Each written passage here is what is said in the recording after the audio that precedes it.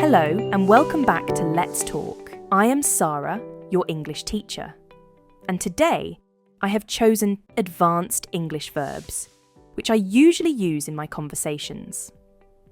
All the verbs you will learn in this lesson are advanced C1 English verbs. If you want to improve your English fluency and excel at English writing, you must get rid of basic English verbs and replace them with more advanced verbs in English. Are you ready? Let's get started. The first verb on my list is elaborate. Now, to elaborate means to provide more information or expand upon an idea. When we want to add more details, we use the verb elaborate. Here are some example sentences. She asked me to elaborate on my plan for the project. To pass the exam, you need to elaborate on each point in your essay. Could you please elaborate on your point? It's still unclear to me. Before I move on to the next verb, here's something important. If you want to develop your English conversations, here's a wonderful course. English Conversations Like a Pro. This course will help you master the art of effective communication. It will ace your English conversation skills. This course will teach you real-life English conversations through dialogue that you will encounter in your daily life. You will also learn lots of vocabulary, idioms, slang words, and phrasal verbs that are used in real conversations. The link to this course is mentioned in the description. Take a look at it if you want to improve your communicative English and sound natural while speaking the English language. Moving on to our next verb on the list, and that's to mitigate. We use the verb mitigate when we want to reduce the intensity or impact of something. When you want to reduce the negative effects of a situation or a problem, we use mitigate. Let's look at some example sentences. Planting more trees can help mitigate the effects of air pollution in the city.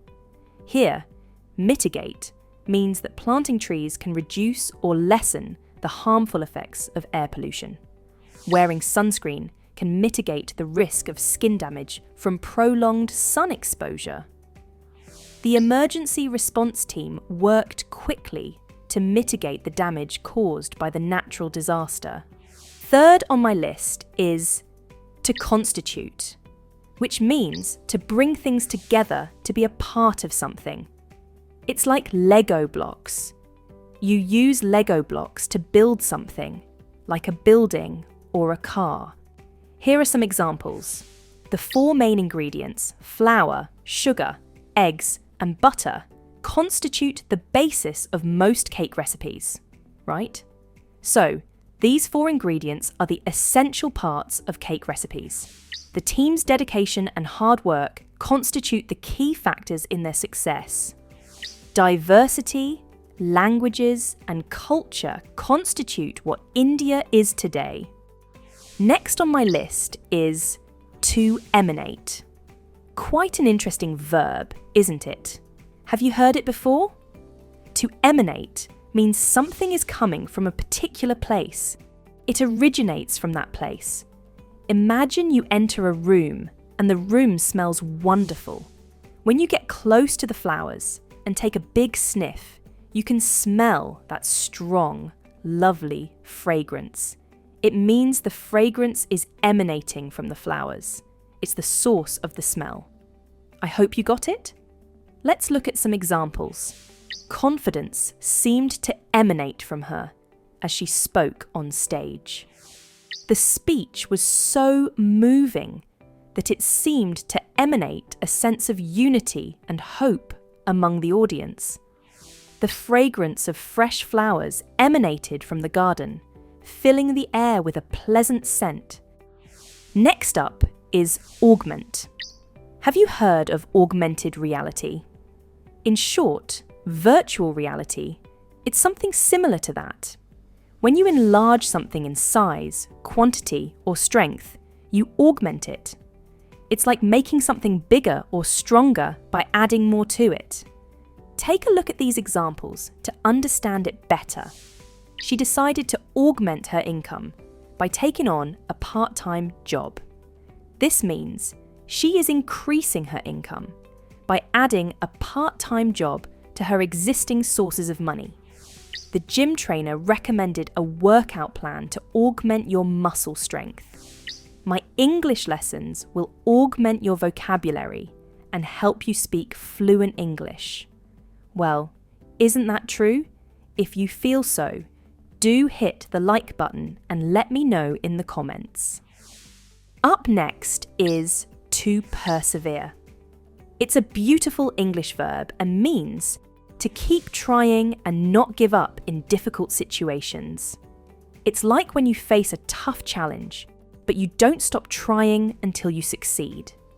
Here are some examples of persevere.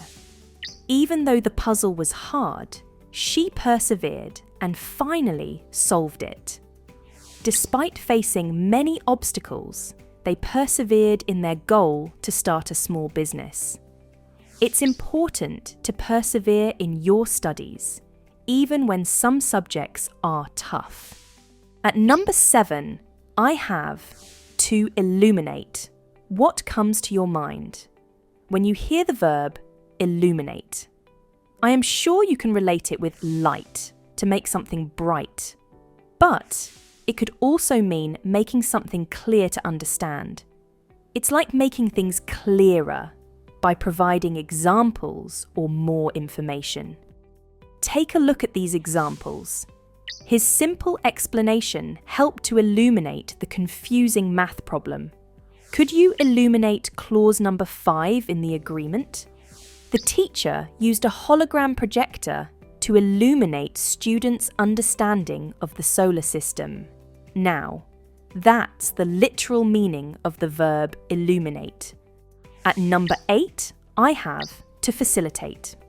Now, to facilitate means to make things easier or help them run more smoothly.